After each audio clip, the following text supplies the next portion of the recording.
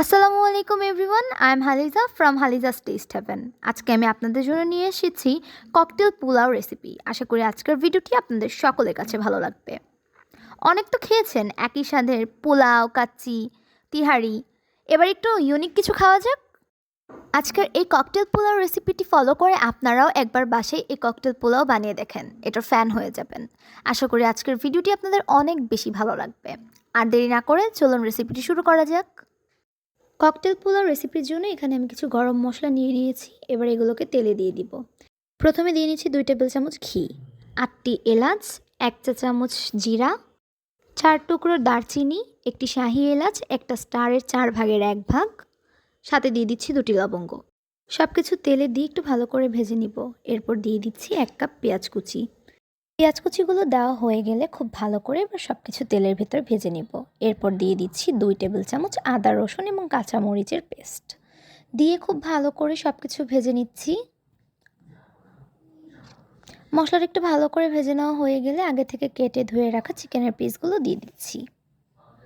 দিয়ে এবার সব কিছু ভালো করে একটু কষিয়ে নিতে হবে। মুরগি কষানোর এই পর্যায়ে আমি পরিমাণ মতো লবণ দিয়ে নিয়েছি। এরপর দিয়ে দিচ্ছি কতগুলো আস্ত কাঁচামরিচ। এখানে 10-12টার মতো আস্ত কাঁচামরিচ দিয়ে দিয়েছি। এবার আরও ভালো করে মুরগিগুলোকে কষিয়ে নিব। নেড়ে চেড়ে মুরগিগুলোকে কষানো হয়ে গেলে মুরগি কষানোর এই পর্যায়ে আমি 1 কাপ পরিমাণ টক দই দিয়ে দিচ্ছি। এটা আমার হোমমেড টক দই। আমি এখানে দুধের ভেতর লেবু চিপড়ে দিয়ে সেই দুধটা এখানে ইউজ করেছি। আপনারা বাজার থেকে কেনা টক দইও ইউজ করতে পারেন, আবার ঘরে তৈরি করেও ব্যবহার করতে পারেন। মাংসটা কষানোর এই পর্যায়ে আমি দিয়ে দিচ্ছি 1 প্যাকেট রাঁধুনি রেডি মিক্স বিরিয়ানি মশলা। আপনারা চাইলে হোমমেড মশলাও ইউজ করতে পারেন, আবার আমি এখানে ইউজ করেছি রাঁধুনিটা, সেটাও ইউজ করতে পারেন, বা অন্য কোনো ব্র্যান্ডেরও চাইলে ইউজ করতে পারেন।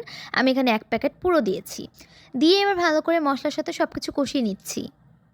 মাংসটা কিছুক্ষণ ভালোভাবে কষিয়ে নিচ্ছি। দেখতেই পাচ্ছেন মাংসটা কষাতে কষাতে কালার চেঞ্জ হয়ে এসেছে। মাংসটা কষিয়ে যখন কালার চেঞ্জ হয়ে আসবে, তেলটা উপরে চলে আসবে, এই পর্যায়ে আমি আগে থেকে ধুয়ে রাখা চাল দিয়ে দিচ্ছি। এখানে আমি 1.5 কেজি পরিমাণের চিনি গুঁড়া পোলার চাল ইউজ করেছি। আপনারা চাইলে রেসিপিটি বাসমতি চাল দিয়েও করতে পারেন। এখন আমি পোলার চালের সাথে সব মশলাগুলোকে ভালো করে মিক্স করে নিচ্ছি। এ পর্যায়ে মিক্স করা হয়ে গেলে আমি ফুটন্ত গরম পানি দিয়ে দিচ্ছি। এরপর দিয়ে নিচ্ছি 20-25টার মতো কিশমিশ, দিয়ে দিচ্ছি 10-12টা আস্ত কাঁচামরিচ, দিয়ে এবার একটু ভালো করে নেড়ে নিব। এরপর দিয়ে দিচ্ছি আগে থেকে কুচি করে রাখা ধনেপাতা, দিয়ে একটু ভালো করে আবারও মিক্স করে নিচ্ছি। এখানে পোলার চাল আমি 1.5 কেজি ইউজ করেছি, সো সেটা বুঝে আমি গরম পানিটা দিয়েছি। আপনারা যতটুকু চাল ইউজ করবেন তার ডাবলের একটু কম পানি ইউজ করবেন। কথা বলতে বলতে এখানে আমি 2টো পোলাও পাতা ছিঁড়ে দিয়ে দিয়েছি। এরপর এখানে দিয়ে দিচ্ছি 1 চা চামচের মতো চিনি। চিনিটা ইউজ করলে একটু মিষ্টি স্বাদ আসে, যেটা আমার কাছে পার্সোনালি খুবই ভালো লাগে। দিয়ে দিচ্ছি 1 কাপ লিকুইড দুধ।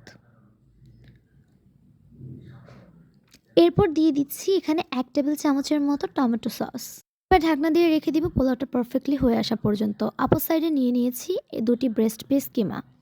দিয়ে দিয়েছি 4টি পেঁয়াজ কুচি, কাঁচামরিচ, ধনেপাতা কুচি, 1 চা চামচের মতো চিলি ফ্লেক্স, 1 চা চামচ লবণ, 1 চা চামচের মতো ক্রাশড করা ধনিয়া। দিয়ে দিচ্ছি 1 চা চামচের মতো আদা রসুন পেস্ট, 1 চা চামচ কর্নফ্লাওয়ার দিয়ে এবার ভালো করে মিক্স করে নিব। এখানে একটা ডিমের সাদা অংশ দিয়ে নিয়েছি। এবার কিমাটাকে ভালো করে মিক্স করা হয়ে গেলে এরকম বল শেপ করে নিব, খানিকটা চিকেন বলের মতো শেপ করে নিব।